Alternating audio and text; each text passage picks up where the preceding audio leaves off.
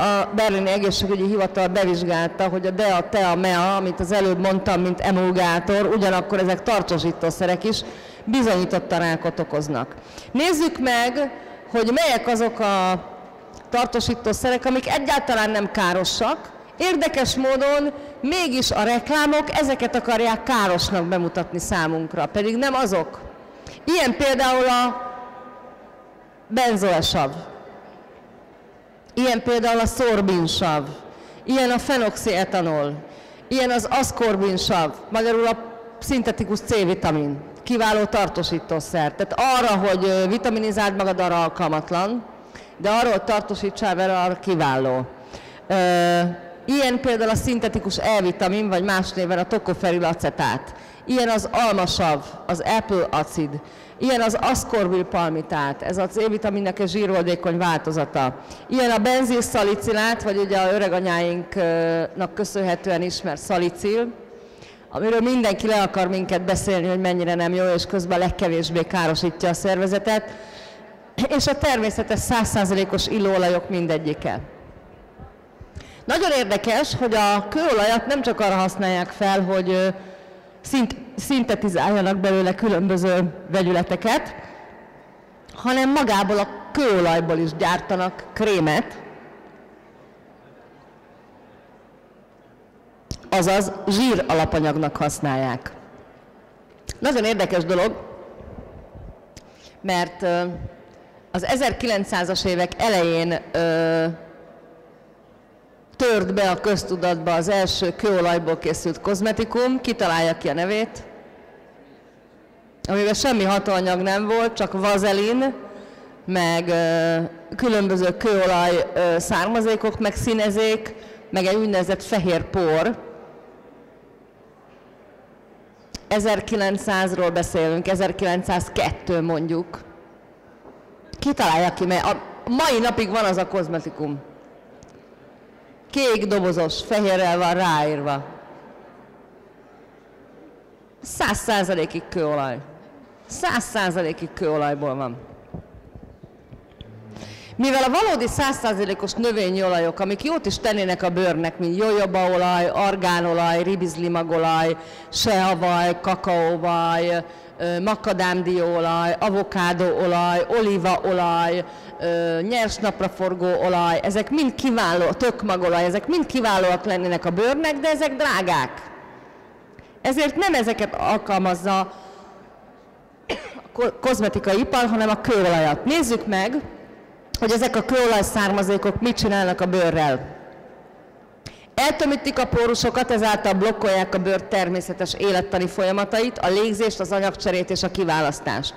Akadályozzák a bőr méregtelenítését. Élettelenné, törékennyé teszik a bőrt a megszűnt funkciók miatt. Gátolják a bőr természetes kopását, aminek következménye a megvastagodott szaruréteg. Ezért van mindenkin az, amit le kell radírozni. Erősítik a gyulladásra való hajlamot és a gyulladással együtt járó bőrbetegségek kialakulását, mint sömör, ekcéma, hiperkeratózisok, szeborrea, rozácea és egyéb bőrgyulladások. Nekik, mármint a kőolajaknak, valamint az SLS-nek és az SLS-nek köszönhetjük azt a bizonyos száraz, húzódó, viszkető érzést, amiről ugye a reklámok is beszélnek, majd eladnak neked rá egy olyan kozmetikumot, ami pont ezt fogja csinálni. Egy láthatatlan, fel nem szívódó réteget képeznek a bőrre, amely megakadályozza a bőr légzésével együtt járó párolgást, vagyis azt a természetes vízleadást, ami az egészséges bőr hőháztartása szempontjából nélkülözhetetlen. Érdekes módon ezt a gyártók előnyként tüntetik fel a terméken a hidratáltság szempontjából, ami persze nem így van, mert a bőr hidratáltsága nem azon múlik, hogy milyen réteget raknak a tetejére, hanem azon, hogy mennyit iszol. Ezt jó, ha tudja mindenki, hogy kívülről nem lehet hidratálni a bőrt. Tehát kívülről nem lehet vizet bejuttatni a bőrbe. Tehát bármit is ígér egy kozmetikum, ne higgyétek el. Nem lehet kívülről hidratálni, csak belülről. Minden bőrsejteden vízmegkötő faktorok vannak, és a vízmegkötő faktorok munkáját azzal tudod segíteni, hogyha vizet küldesz be, hogy ezek a sejteken lévő kis vízgömbök megteljenek, és ezáltal lesz szép, telt és hidratált a bőröd. Vannak olyan növényi alapanyagok, amelyek segítik a vízmegkötő faktorok munkáját, de vizet nem fognak bevinni a bőrödbe. Erre szoktam, még amikor kozmetikusként dolgoztam és kozmetikusokat képeztem, akkor szoktam mindig példának azt mondani nekik azt, hogy ha a bőr fel tudná szívni a vizet, akkor elég lenne beülnünk egy kád vízbe, és akkor gyönyörű hidratáltak lennénk. Ennek ellenére, ha beülsz egy kádba, és ott ülsz órákat, akkor nem hidratáltan szállsz ki, hanem pont az, hogy meg van ráncosodva rajtad a bőr.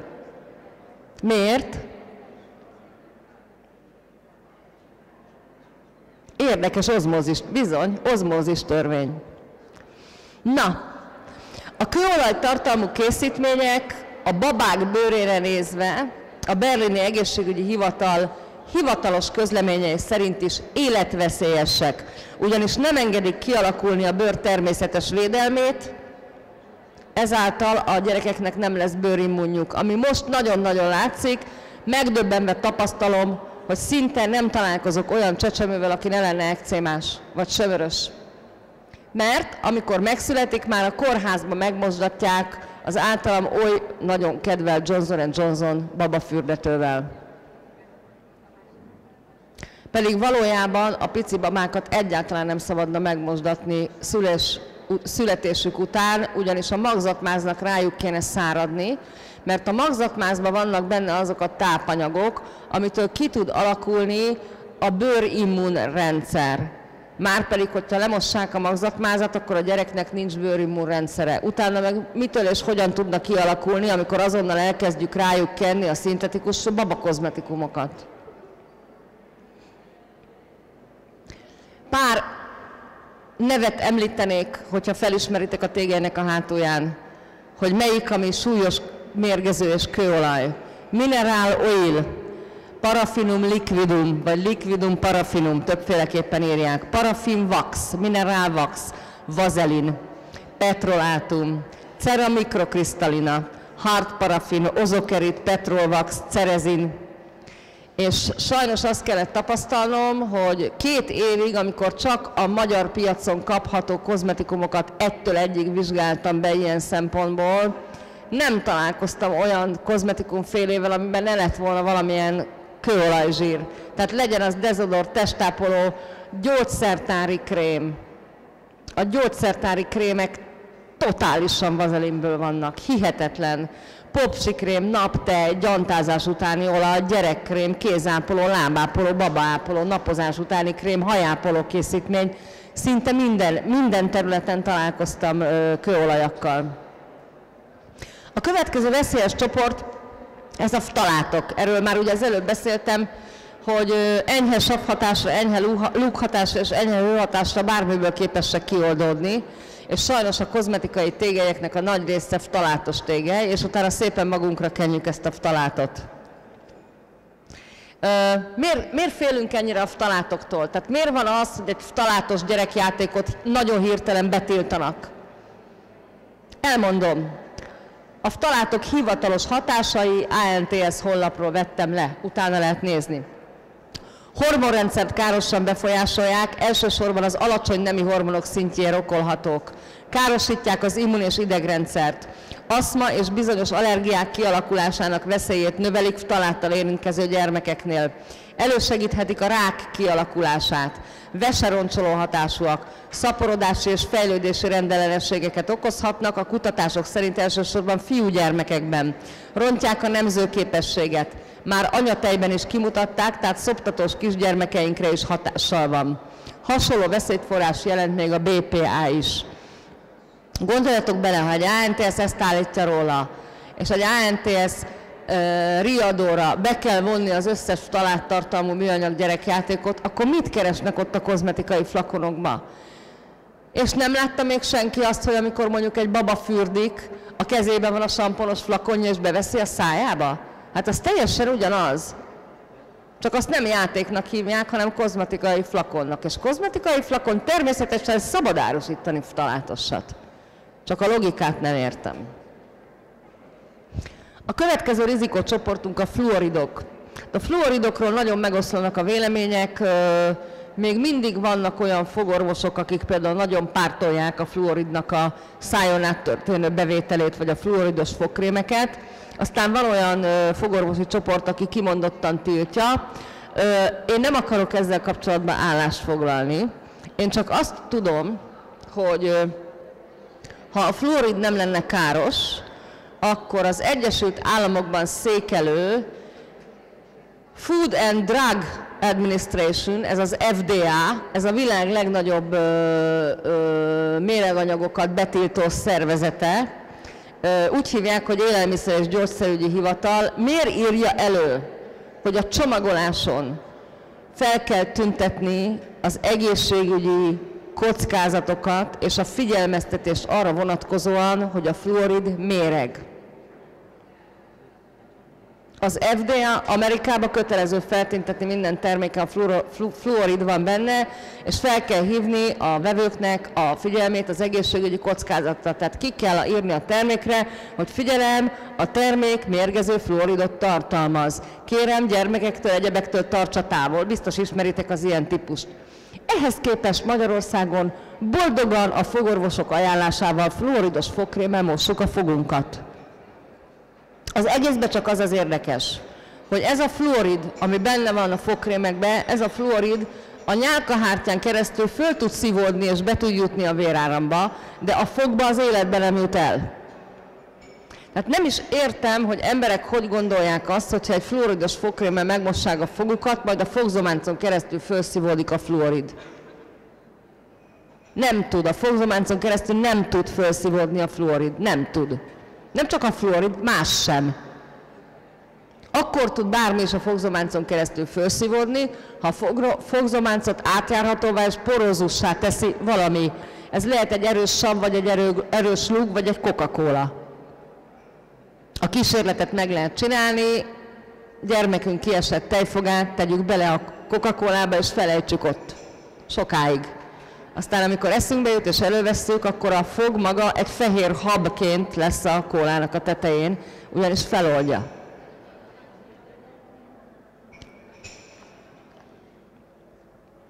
Nézzük meg, hogy hivatalosan mit mutattak ki a fluoridokról, hogy mit csinálnak az emberi szervezettel. Több mint 62 enzim működését képes gátolni a szervezetben. Közöttük találhatók a DNS-ben keletkezett hibák javításáért felelős enzimek, valamint az ingerület átvitel során kulcs szerepet játszó kolinészteráz enzim is. Módosíthatják a kromoszómák szerkezetét. Gyorsítják a daganatok kialakulását, növelik a daganatképződés kockázatát. Azt mondja, hogy Kínában a fluoridos ivóvizet fogyasztó gyermekek IQ-ja jóval alacsonyabb, mint azoké, akik nem isznak magas fluorid tartalmú vizet. Számos vizsgálat igazolta, hogy aki több mint 1 ppm, ez a milligram per liter, fluoridot tartalmazó vizet iszik huzamosabb időn át, például 1-2 év, annak IQ-ja akár 70 alá is becsökkenhet. Arra is fényderült, hogy a fluorid az agyban az oxidatív folyamatok felgyorsításával, a szabadgyök koncentráció növelésének serkentésével fejti ki káros hatását. Szintetikus színezékek a következő vegyületcsoport, semmi szükség rájuk a kozmetikumban. Minek? Miért kell beszínezni egy krémet? Mert szebb lesz? Vagy azért, mert mi hülye vásárlók könnyebben megvesszük, mert elhisszük, hogy az van benne, ami. Nézzétek meg, hogy minden egyes levendulatartalmat hirdető készítmény lila. Nézzétek meg, hogy minden egyes körömvirágot hirdető készítmény sárga. De ha tüzetesebben beleolvastok az összetételbe, akkor látni fogjátok, hogy levendulát, körömvirágot nem tartalmaznak. Tehát a színnel akarják veled elhitetni a nem létező hatóanyagtartalmat. Máskülönben semmi szükség nem lenne arra, hogy egy krémnek színe legyen. Minek legyen színe egy krémnek? Hát a fölkenet fölszívódik, nem? Hát ki látja? Csak mert jobban megy a fürdőszobába a csempéhez? Vagy azért, mert egy rózsaszín krémnek jobban elhisszük, hogy az a babáknak való? Tulajdonképpen arra gondolj bele, hogy téged manipulálnak ezekkel a színekkel. Tehát te egy eszköz vagy a kezükben, és a színekkel manipulálnak. Nincs szükség mesterséges színezékekre. Bele kell tenni a hatóanyagot, és akkor lesz színe tőle. Ugyanis legszebben színezni rendes növényi hatóanyagokkal lehet. Akár egy bodzabogyó, akár egy cékla, akár egy alga, akár egy kamilla. Hát a kamillának az azulén nevezetű vegyülete, az majdnem fekete, annyira sötétkék. Abból egy csepptől gyönyörű világos kék lesz a krém, és még a hatóanyag is benne van. De hát ők nem raknak bele hatóanyagot, tehát kénytelenek valamivel palástolni ezt a színt. Nagyon nagy rizikófaktor még a mesterséges fényvédőszerek.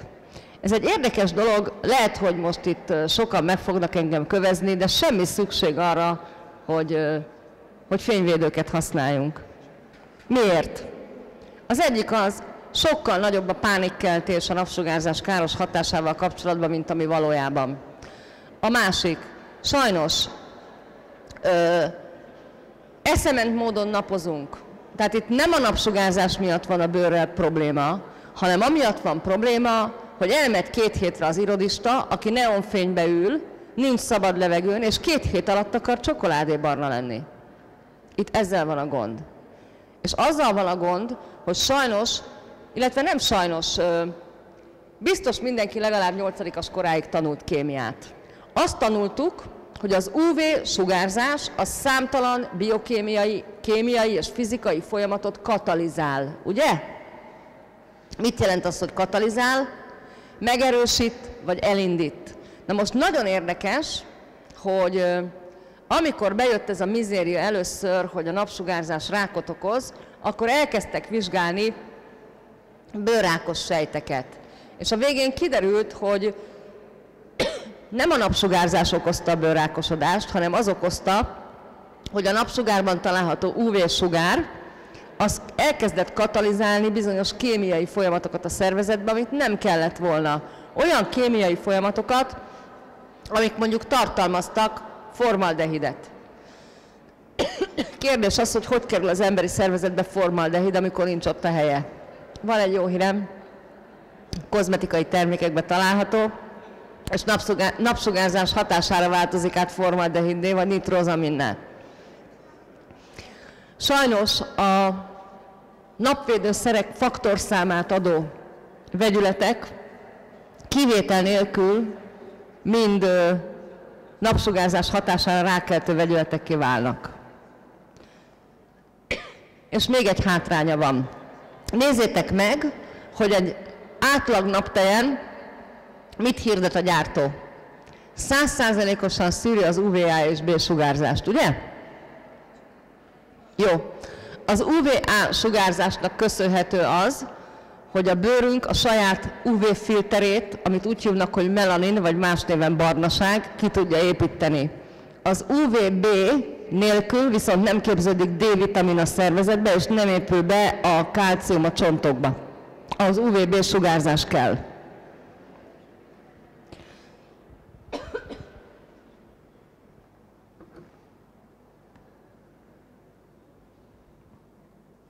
Abban az esetben, ha leblokkolják az UVA és az UVB sugárzást, akkor nagy az esélye, hogy csontritkulásod lesz, és nagy az esélye annak, hogy valóban be fognak jutni, mivel nincs meg a természetes fényvédelmed, amit barnaságnak hívnak, valóban be fognak jutni a rákkeltő sugarak, amiket úgy hívnak, hogy UVC. UVC sugárzás ellen jelenleg nem véd egyik hagyományos fényvédőszer sem. A másik, amit szeretnék nektek elmondani, bőrrák klinikán nézték a statisztikát, és érdekes módon több bőrrák klinikától bekérték ezt a statisztikát, és érdekes módon miért nem volt a bőrrákosok között egyetlen egy tengerész sem, egyetlen egy halász, egyetlen egy aratómunkás, egyetlen egy kubikos, egyetlen egy útépítő, egyetlen egy erdőkerülő, erdőjáró ember, akik egész nap kinn vannak, egy tengerész egész nap kinn van a tengeren a napon. Tehát úgymond a kozmetikai nyának szerint fokozottan ki van téve az UV-veszélynek. Mégsem ők lettek bőrrákosok. Érdekes módon a bőrrákosok között nincsenek olyan emberek, akik egész nap kinn vannak a napon. Csak olyanok, akik szintetikus életet élnek, nagyvárosi életmódot folytatnak, egész álló nap sajnos ülnek valami légkondicionált, neonfényes irodába, majd utána 2 hétre elmennek nyaralni. És érdekes módon bőrrákot kapnak. Sorolnék pár nevet, hogy mit érdemes elkerülni a napozó tejeknél, hogy milyen anyag ne legyen benne a készítményben. Ne legyen benne metilbenzil kámfor, 4-BMC vagy MBC. Ezek borzasztó vegyületnevek. Oktilmetoxicinnamát, ezt használják egyébként a leggyakrabban. Az oktilmetoxicinnamát egyébként egy szintetikus fahéjvegyület. Homoszalát, vagy HMS, oktil-dimetil para-aminobenzoi acid, és a benzofenon. Tudom, hogy ezeket nehéz megjegyezni, de ezeket letölthetitek a honlapomról, ha gondoljátok. Van aztán még veszélyes vegyületünk, az egyiket úgy hívják, hogy propilén-glikol, ami nem más, mint a fagyálló. Érdekes módon embereket börtönbe csuknak akkor, hogyha mondjuk a bort fagyállóval hamisítják. De az, hogy a kozmetikumokban benne van, azért nem csuknak le senkit. Márpedig a propilén-glikol az átjárhatóvá teszi a bőrt sajnos olyan anyagok számára is, amik mérgezőek. Aztán van még 2 ilyen nagyon érdekes vegyület, a BHT és a BHA, az egyik a butilhidroxitoluol, a másik a butilhidroxianizol. Ezek szintetikus antioxidánsok és öregedésgátlókba rakják be őket, valamint tartósítószerként is alkalmazzák. Nagyon érdekes, hogy ezt a 2 vegyületet az élelmiszeripar tudva lévő káros hatása miatt már betiltotta. Ennek ellenére a kozmetikumokban benne van, és itt idézném megint azt a mondatot, amivel kezdtem az előadásomat, hogy a Pittsburghi Egyetem kutatásai bebizonyították, hogy a bőrön át 2-szer annyit káros anyag képes felszívódni, mint a tápcsatornán keresztül. Aztán itt van egy nagyon érdekes anyag, amit úgy hívnak, hogy triklozán. Sajnos a triklozán még mindig nagyon sok dologban benne van, annak ellenére, hogy 2005-ben betiltották, mint tartósítószert, de nem tiltották be, mint nedvesítőszert. Tehát ugyanúgy belerakják a cégek mindenbe, csak azt mondják,